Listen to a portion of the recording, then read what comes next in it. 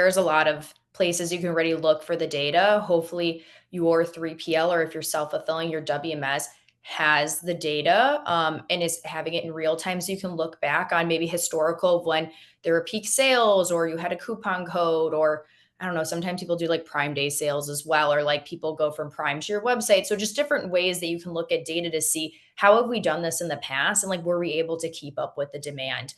Because as we're going into Black Friday, we only have really like I guess like 2 months now. So pressure Which means testing it's now. practically tomorrow, right? Yeah, I know, because I'm like, what kind of sale could you actually run? And you could get creative and run like a 1 day sale or 2 day, or if you have a birthday coming up or something fun, just to run to test.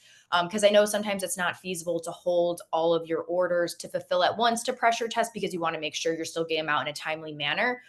So looking at historical data is really important right now, as you think about Black Friday next year. There's more pressure testing opportunities to go ahead of time, but really we'll be focused on stress testing your operations to figure out like, are you guys actually processing orders accurately? I think that's the biggest thing that brands ignore. There's because most of the time the customer is just going to get back to you and you're going to send it back out. It's just really costly, and I think it's just an easy like data point to make more efficient and better and decrease it, because like brands are doing around like 50% error rates sometimes in the warehouses that they manage. I would say if you have a 3PL, if it's that bad, you're probably not at that 3PL anymore, or they're probably not in existence. But self-fulfillers like can definitely have this issue because you don't know maybe how to put inventory in a proper way, or there's not like checkpoints when you actually pick the order. So that's something we actually work with brands to do at ShipBob, that brands that self-fulfill. So there are options out there too for not only WMSs, but if the WMS or a consultancy can help you guys figure out how to place stuff in your fulfillment center, that all adds to the accuracy. But really, you do want to make sure that you are looking at the error rates at each fulfillment stage and making sure you're not sending the wrong thing out, because you're going to have returns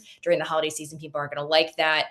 It's very costly. And especially if it's a high price item, you might not get that back, depending on the customer. And you're probably going to have to give them credits or some type of free gift.